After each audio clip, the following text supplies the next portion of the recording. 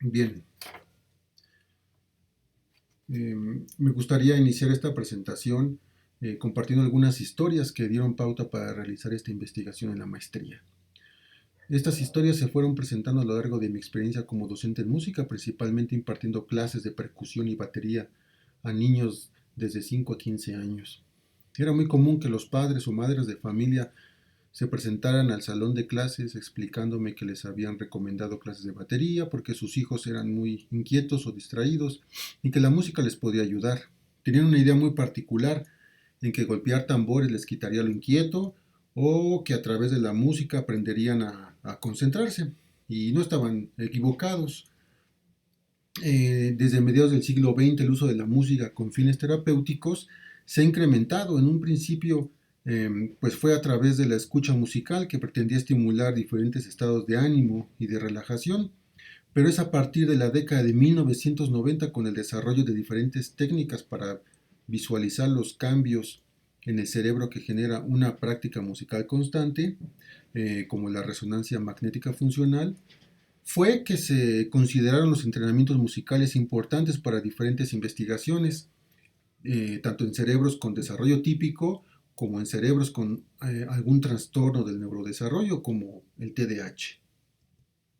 El trastorno por déficit de atención e hiperactividad es uno de los trastornos más comunes en la población infantil. La Organización Mundial de la Salud, OMS, refiere a que a nivel mundial, hasta 2017, existe una prevalencia de este trastorno del 5%, y en el caso de México, sin tener una cifra precisa, se estima que afecta a 1,5 millones de niños y niñas menores de 14 años. Este trastorno afecta el desarrollo social, escolar y familiar en los infantes, principalmente en acciones que les permiten llegar de manera efectiva a una meta. Estas acciones también se conocen como funciones ejecutivas.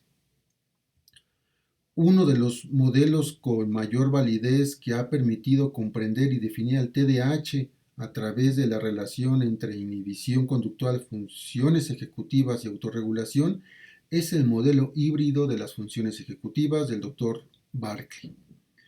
Este modelo define al TDAH como un trastorno de la inhibición conductual o del control inhibitorio como un eje central. Al haber un trastorno en este eje, se genera de forma secundaria un déficit en 4 funciones ejecutivas: memoria de trabajo no verbal, memoria de trabajo verbal, autorregulación y reconstitución o planificación. Estas funciones o acciones con un déficit no permiten al individuo autorregularse, es decir, es muy difícil que puedan frenar o sí, que puedan frenar respuestas motoras y emocionales de manera impulsiva. En consecuencia, es muy difícil que no puedan lograr realizar una tarea o finalizar una tarea de manera efectiva. Muy bien. Para mi investigación de maestría propuse un entrenamiento musical, el cual tiene como objetivo estimular las 4 funciones ejecutivas afectadas en el TDAH para niños. Eh, para esto hice una revisión exhaustiva de 19 artículos científicos, los cuales en su mayoría tenían un entrenamiento musical para estimular alguna función afectada por el TDAH. Propuse 15 categorías de análisis para conocer claramente la metodología didáctica y otras características de los artículos. Una de esas categorías fue identificar los estímulos musicales utilizados. Por ejemplo, los sonidos, qué canciones usaron, qué ejercicios musicales se asignaron. Los resultados mostraron poca claridad en la planeación y justificación del uso de los diferentes estímulos musicales. No obstante, hubieron aportaciones muy importantes que los autores reportaron y que fueron fundamentales para el diseño de este entrenamiento musical. Por mencionar las aportaciones principales, se reportó que los participantes mostraron alteraciones en la percepción temporal, principalmente en la discriminación de la duración del tiempo al realizar alguna actividad musical. También se encontró una relación entre la alteración temporal y el comportamiento impulsivo. Asimismo, se reportaron que las actividades musicales que incluían sincronización rítmica y planificación mostraban mejoras en la autorregulación emocional y motriz de los participantes. También hay propuestas acerca de cómo preparar un salón de clases de música para adolescentes con TDAH. Hay evidencia también acerca de los intervalos de 40 bits por minuto de que generan una memoria de trabajo en comparación con los intervalos de 75 bits por minuto que generan una respuesta automática. Finalmente, había una preferencia por los instrumentos, por el uso de instrumentos de percusión en los 19 artículos. Bien, a partir de esta evidencia, bueno, más bien de la evidencia proporcionada por los diferentes autores de las 19 investigaciones y la evidencia del modelo híbrido de Berkeley, el siguiente paso era encontrar o proponer una justificación didáctica musical. Para esto recurrí al constructo de formas de acción propuesto por el doctor Luis Estrada. Las formas de acción tienen como objetivo desarrollar cierta habilidad musical en los estudiantes a través de una actividad, tarea o ejercicio. Estas formas de acción tienen componentes cognitivos musicales, por ejemplo, analizar, memorizar, leer, escuchar, cantar, tocar, reconocer y escribir. Estas formas de acción las podemos encontrar de tres maneras. La primera es de forma aislada, es decir, cuando se realiza una acción musical, como por ejemplo cantar. También la podemos encontrar en forma de secuencia. Por ejemplo, si queremos analizar una partitura, podemos recurrir a tres formas de acción. Leer, analizar y tocar. Es decir, la primera acción es leer la partitura, la segunda acción analizarla, ya sea su estructura rítmica o armónica, y la tercera acción sería interpretarla. Entonces, para analizar una partitura podemos recurrir a tres acciones en secuencia. También se pueden encontrar de manera simultánea, por ejemplo, si queremos leer una partitura, podríamos utilizar tres formas de acción: leer, escuchar internamente y cantar.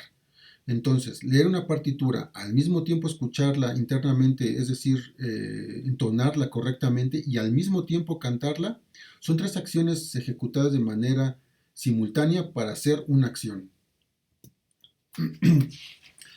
Por otro lado, en la psicología clínica existen estrategias para motivar la participación de los infantes. Por ejemplo, para motivar la participación de los infantes para realizar tareas que requieren cambios conductuales, por ejemplo, realizar la tarea escolar. Si esta acción se realiza eficientemente, entonces se puede premiar esta acción. La economía de fichas resulta una estrategia muy útil cuando se trabaja con niños y está basada en los principios del condicionamiento operante. Consiste en que el niño o niña gane puntos o fichas por realizar una conducta determinada. Otra estrategia muy importante son los discursos de autoeficacia que motivan a los participantes. Aunque hagan pequeñas tareas, por más pequeña que sea la tarea, se puede convertir en un refuerzo positivo y puede dar seguridad a estos participantes. Berkeley menciona que la motivación de los infantes que participan en alguna intervención conductual resulta ser un elemento fundamental para lograr mantenerse en el tratamiento. Muy bien, recapitulando un poco, hasta este punto he hablado de 4 consideraciones para el diseño de este entrenamiento musical. Por un lado tenemos las consideraciones cognitivas, que contienen el modelo híbrido y las funciones afectadas, las funciones ejecutivas afectadas, y las estrategias psicológicas que podrían motivar a los participantes a participar a este entrenamiento musical. Y por otro lado tenemos las consideraciones didácticas, es decir, la evidencia de los 19 artículos y el constructo de formas de acción, pero de este constructo principalmente nos interesa o me interesa en cómo se pueden construir las secuencias de formas de acción para realizar una tarea musical o un ejercicio. Muy bien. Pero bien, ¿cómo fue que relacioné estas consideraciones para proponer este entrenamiento musical? Bien, pues en primer lugar, la revisión de la literatura a grandes rasgos menciona que hay un marcador cognitivo muy importante y este es un déficit en el procesamiento temporal de los participantes. El modelo híbrido, pues conocemos que son 4 funciones que están afectadas. Berkeley menciona que para construir un entrenamiento conductual se deben abordar 2 aspectos. El primero, construir este entrenamiento conductual en pequeños pasos. Cual sea la actividad, cual sea la tarea, se deben dividir estas tareas. El segundo es estimular cada paso o cada secuencia para poder y lograr completar estas actividades. Finalmente tenemos el diseño de las formas de acción. Es decir, las formas de acción tienen la característica y la capacidad de hacer secuencias de un ejercicio o actividad musical. Eh, Estos dos elementos en rojo son muy importantes porque nos va a permitir tener un control y una organización temporal de cada paso, de cada actividad musical, de cada forma de acción. Por ejemplo, si una instrucción de una actividad musical es repetir una secuencia rítmica, entonces podemos utilizar tres formas de acción: escuchar, reconocer e imitar. Al tener una organización temporal de cada una de estas actividades musicales, es decir, dividirla en los tres pasos, podríamos controlar las respuestas impulsivas, emocionales y motrices que normalmente tienen los participantes o los niños y niñas con TDAH. Por ejemplo, escuchar y reconocer que son dos formas de acción de manera simultánea. Podríamos preguntar al participante con cuál mano inicié la secuencia, en qué área del tambor estoy tocando, o cuántos sonidos escuchas. Los sonidos que escuchas coinciden con el número de repeticiones, con qué estoy tocando el tambor. La propuesta de hacer estas dos formas de acción de manera simultánea es que no nada más el niño o niña está escuchando el tambor, sino que está viendo al profesor tocarlo, entonces puede haber una imitación ahí, es decir, está escuchando y está reconociendo con qué mano está tocando, reconociendo si los sonidos coinciden con la mano, etc. Estas preguntas pueden ayudar al participante a resolver la secuencia y pasar a la siguiente forma de acción, que en realidad es la secuencia, es poder imitar la secuencia rítmica. Estos pasos se pueden repetir las veces que sean necesarias si aún no ha quedado claro este ejercicio para los alumnos. Al final de cada actividad o de cada secuencia es importante estimular la autoevaluación del participante con preguntas como si fue correcto lo que tocó o tocó a tiempo. Una función muy importante de la memoria de trabajo verbal es la resolución de problemas. Puedes cuestionar cómo puedo resolver un problema y al momento de dividir la actividad musical se está intentando mostrar al participante que para solucionar un problema hay que dividirlo y resolver cada parte. Finalmente, las técnicas psicológicas de reforzamiento positivo se pueden aplicar para cada paso o para la secuencia completa y poco a poco estimular el retraso de la gratificación. Bien, con estas especificaciones fue que se propuso un entrenamiento musical para estimular las funciones ejecutivas afectadas en el TDAH en población infantil.